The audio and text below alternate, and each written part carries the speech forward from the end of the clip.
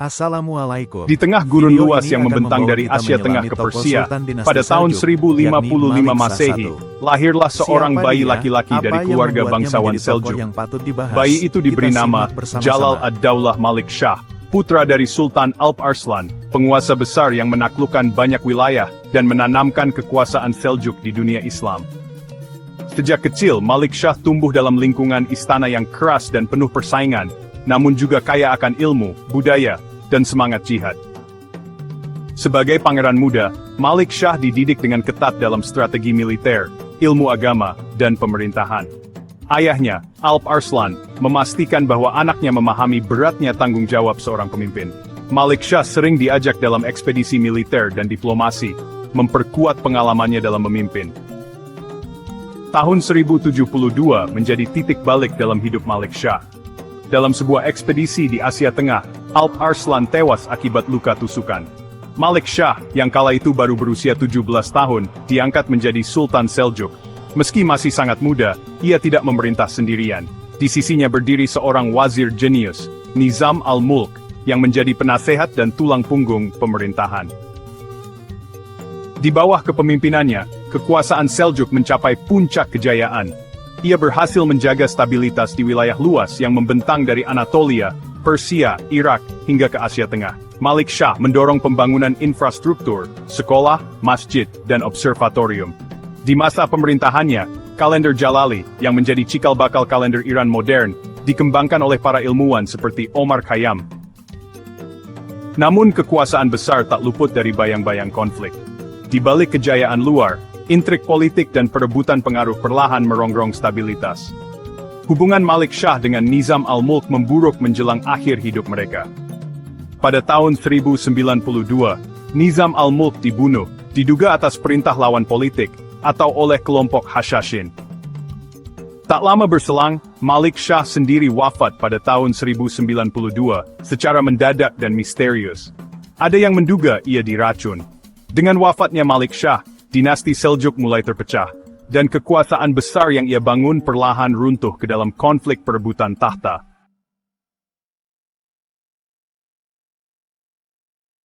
Mari kita bahas tentang perluasan Kekaisaran Seljuk yang luar biasa di bawah pimpinan Sultan Malik Shah IV. Kalau kamu pencinta sejarah seperti saya, kamu tahu ini bukan hanya tentang perang dan batas wilayah, tapi juga tentang membentuk dunia seperti yang kita kenal sekarang. Pertama, Anatolia. Bayangkan ini, setelah pertempuran Manzikert yang dahsyat pada tahun 1071, pintu menuju Asia Kecil seolah-olah ditendang terbuka. Malik Shah tidak membuang waktu. Dia mendukung kerabatnya Sulaiman ibn Kutalmish, yang kemudian mendirikan Kesultanan Seljuk Rum. Itu sangat penting, karena ini berarti kekuatan Turki membentang sampai ke Nikea, hanya sepelemparan batu dari Istanbul sekarang. Langkah ini tidak hanya mengubah peta, tapi juga meletakkan dasar bagi berabad-abad pengaruh Turki di wilayah tersebut. Bergeser ke timur, Persia adalah jantung kekaisaran. Malik Shah tidak puas hanya dengan menguasainya, dia melipat gandakan usahanya. Dia menghancurkan pemberontakan, menstabilkan kota-kota seperti Isfahan dan Nishapur, serta membawa kemakmuran ke wilayah tersebut. Pemerintahannya membawa zaman keemasan dalam administrasi dan budaya, menjadikan Persia permata mahkota Seljuk. Sekarang, mari kita menuju ke Suriah. Sebelum Seljuk, ini adalah kumpulan dinasti-dinasti lokal.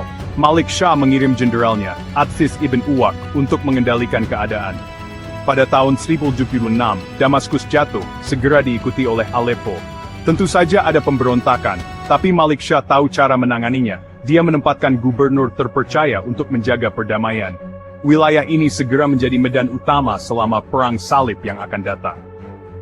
Terakhir, Asia Tengah, Transoxiana dan Khwarezm. Malik Shah terus bergerak maju, menaklukkan kota-kota seperti Bukhara dan Samarkand. Dia mengamankan jalur sutra, meningkatkan perdagangan, dan menjadikan Seljuk pemain utama antara timur dan barat. Singkatnya, Malik Shah I tidak hanya memperluas wilayahnya, dia menjadikan Seljuk salah satu kekaisaran paling berpengaruh di dunia. Ini baru namanya warisan.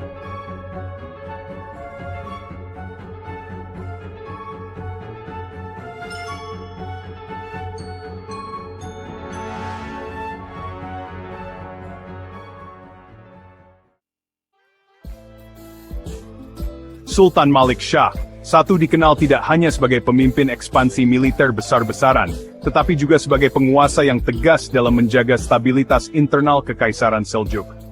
Ketika ia naik takhta pada tahun 1072 Masehi, ia tidak hanya mewarisi wilayah luas, tetapi juga tantangan besar berupa faksi-faksi internal, bangsawan yang ambisius, dan ancaman perpecahan di dalam tubuh pemerintahan. Sejak awal pemerintahannya, Malik Shah menghadapi beberapa pemberontakan dari kalangan dinasti sendiri, termasuk dari kerabat yang tidak puas dan para gubernur wilayah yang ingin melepaskan diri dari kendali pusat. Ia bertindak cepat dan tegas dengan mengerahkan kekuatan militer untuk menumpas pemberontakan tersebut. Salah satu bentuk konsolidasi kekuasaannya yang paling menonjol adalah upaya pemusatan otoritas di tangan Sultan dengan tetap memperkuat posisi Wazir Agungnya, Nizam al-Mulk, sebagai penopang administrasi negara. Dalam setiap upaya penumpasan pemberontakan, Malik Shah menunjukkan ketegasan dan kemampuan strategis yang luar biasa. Ia menggunakan gabungan kekuatan militer reguler Seljuk dan pasukan pemanah Turki yang bergerak cepat untuk mengepung dan mengalahkan para pemberontak sebelum mereka mampu memperluas pengaruhnya. Dengan langkah-langkah ini, Malik Shah berhasil meredam instabilitas politik dan menjaga keutuhan kekaisaran. Keberhasilan dalam menumpas pemberontakan internal ini membuat pusat kekuasaan Seljuk tetap kokoh dan stabil selama masa pemerintahannya. Ini juga membuka ruang bagi pengembangan ilmu pengetahuan, pembangunan infrastruktur, dan ekspansi wilayah secara lebih terorganisir, karena Sultan tidak lagi disibukkan dengan konflik internal yang berkepanjangan. Sultan Malik Shah I memerintah pada masa ketika kekuasaan kekhalifahan Abbasiyah di Baghdad telah melemah secara politik, meskipun tetap dihormati sebagai otoritas spiritual utama dalam dunia Islam. Sebagai pemimpin Kekaisaran Seljuk, Malik Shah menyadari pentingnya menjaga hubungan yang erat dengan khalifah untuk memperkuat legitimasi kekuasaan politiknya di mata umat Islam, sekaligus memastikan stabilitas wilayah yang menjadi pusat peradaban Islam itu sendiri. Ketika Malik Shah naik takhta, Baghdad sudah berada dalam pengaruh kekuasaan Seljuk sejak masa kakeknya, Tughril Bek. Namun, berbagai ketegangan tetap terjadi antara elit Abbasiyah dan pejabat Seljuk, terutama menyangkut batas kekuasaan administratif dan militer. Malik Shah, dengan bantuan wazirnya yang cerdas, Nizam al-Mulk, melakukan pendekatan diplomatik yang cermat. Ia menghormati posisi Khalifah al-Muqtadi secara simbolis, tetapi secara de facto, tetap mempertahankan kendali atas pemerintahan dan militer di wilayah itu. Kebijakan ini terbukti berhasil menjaga ketertiban dan kestabilan di Baghdad dan wilayah sekitarnya. Malik Shah secara berkala mengirimkan pasukan untuk melindungi kota dari ancaman eksternal maupun potensi pemberontakan lokal. Ia juga berperan dalam menyelesaikan konflik internal di lingkungan Istana Abbasiyah yang dapat mengganggu stabilitas kawasan.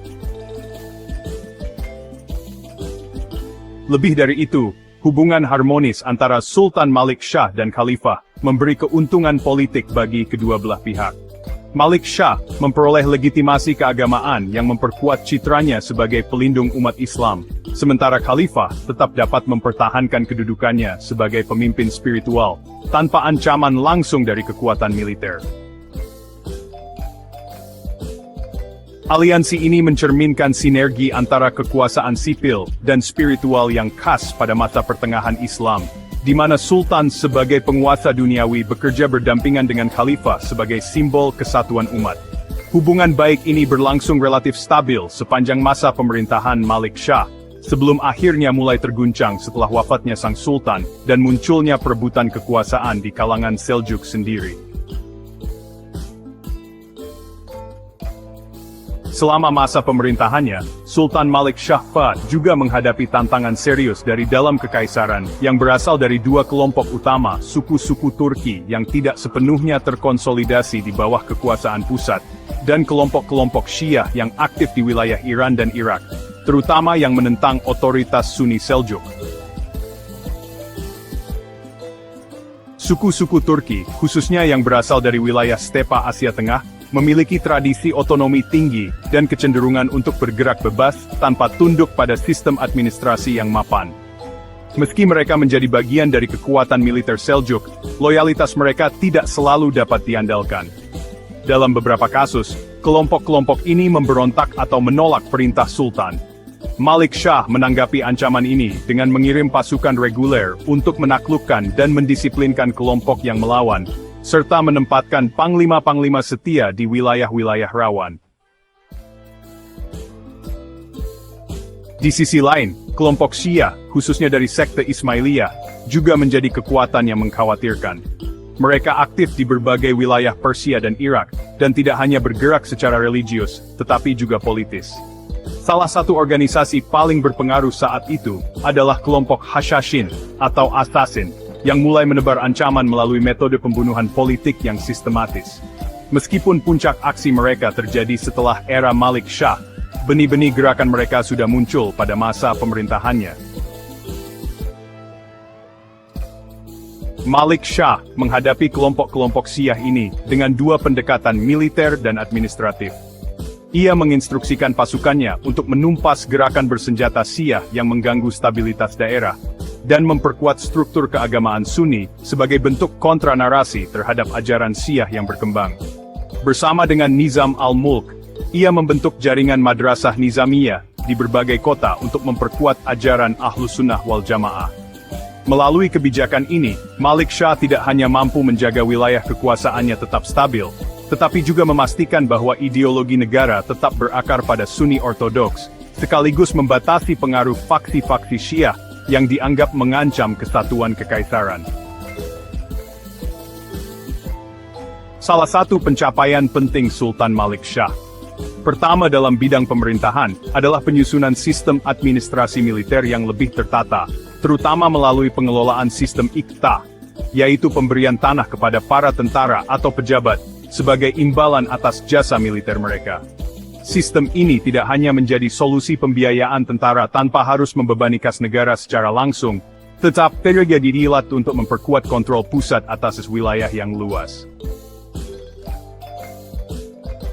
Dalam praktiknya, para prajurit atau amir diberi hak untuk memungut pajak dari tanah tertentu, yaitu Iqta, yang hasilnya digunakan untuk membiayai kebutuhan mereka sendiri dan pasukan di bawah komando mereka. Namun, mereka tidak memiliki hak kepemilikan penuh atas tanah tersebut. Tanah tetap milik negara, dan hak tersebut bisa dicabut kapan saja oleh Sultan. Hal ini menjadi mekanisme penting agar kekuasaan pusat tetap terjaga, dan para komandan militer tidak tumbuh menjadi penguasa otonom. Malik Shah bersama wazirnya, Nizam al-Mulk, memperbaiki sistem ini dengan menetapkan aturan yang lebih jelas mengenai distribusi Iqta, tanggung jawab pemegangnya, dan pengawasan dari pusat.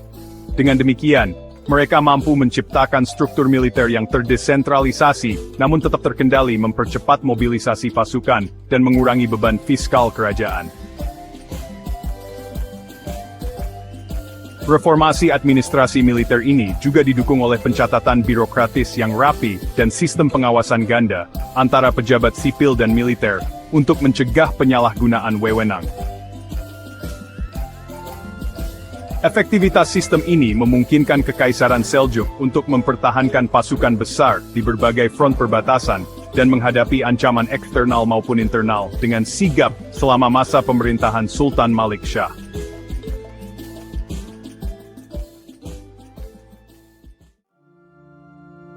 Pada masa pemerintahan Sultan Malik Shah yang pertama, ancaman dari Kekaisaran Bizantium mulai meningkat kembali, terutama setelah kekalahan mereka dalam pertempuran Manzikert pada tahun 1071 Masehi oleh ayah Malik Shah, Alp Arslan.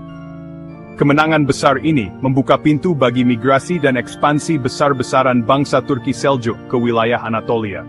Namun, meskipun posisi militer Seljuk terbilang kuat, Bizantium tetap menjadi ancaman yang tak bisa diabaikan, karena mereka terus berusaha merebut kembali wilayah yang telah hilang. Malik Shah menyadari bahwa untuk mempertahankan wilayah yang sudah dicapai dan menahan ambisi Bizantium, ia harus memperkuat struktur dan kesiapan militer secara sistematis. Ia memperluas perekrutan pasukan dari berbagai suku Turki dan bangsa-bangsa perbatasan, serta memperkuat garnisun di kota-kota strategis seperti Mosul, Aleppo, dan Nusaybin. Selain itu, ia juga menunjuk jenderal-jenderal terpercaya seperti Tutush dan Atsiz untuk menjaga kawasan Syam dan Palestina yang berbatasan langsung dengan wilayah Kristen. Lebih jauh lagi, meskipun Perang Salib pertama baru pecah setelah wafatnya Malik Shah pada tahun 1095 Masehi, namun tanda-tanda awal kemunculan ancaman dari Eropa Latin sudah mulai tampak.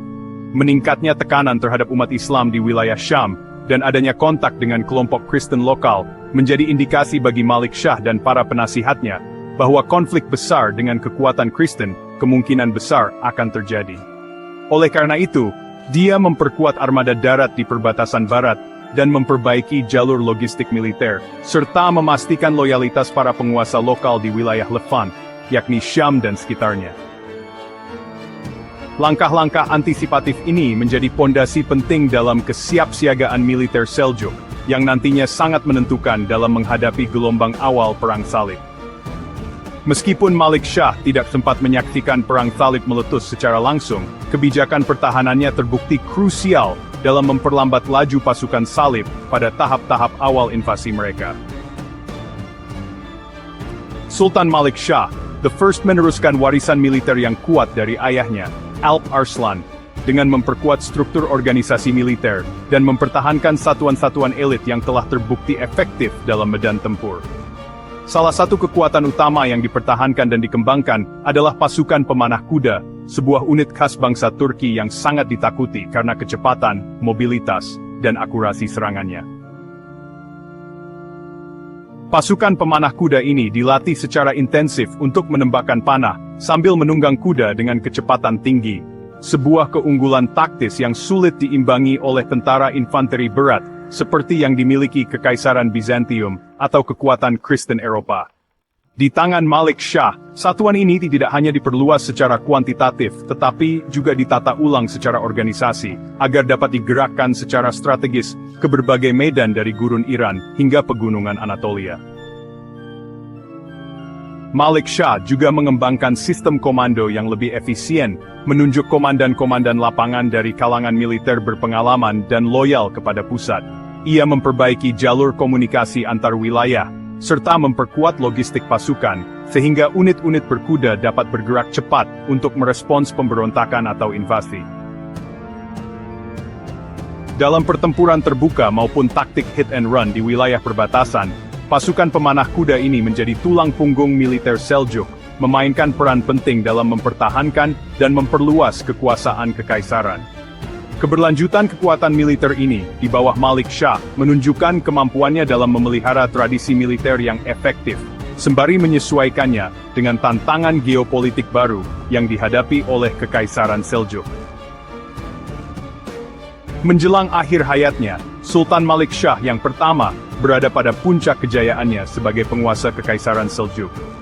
Wilayah kekuasaannya terbentang luas dari Asia Tengah hingga ke jantung Timur Tengah. Namun, di balik kejayaan itu, awan gelap mulai menggantung di langit istananya. Ketegangan politik mulai muncul di kalangan elit istana, terutama terkait masalah suksesi dan pengaruh wazir besar, Nizam al-Mulk, yang semakin kuat. Pada tahun 1092 Masehi, gejolak internal mulai meningkat. Ketegangan antara Malik Shah dan Nizam al-Mulk memuncak hingga terjadi konflik terbuka. Di tengah situasi tersebut, Nizam al-Mulk tewas dibunuh dalam sebuah serangan yang hingga kini masih menyimpan teka-teki. Sebagian menyebutnya sebagai konspirasi dalam istana. Beberapa pekan setelah itu, Malik Shah sendiri tiba-tiba jatuh sakit, usai kembali dari perjalanan berburu di daerah Baghdad. Penyakitnya berkembang cepat dan misterius. Dalam waktu singkat, kondisi fisiknya melemah drastis. Beberapa sumber sejarah mencatat bahwa ia mengalami demam tinggi dan kehilangan kesadaran.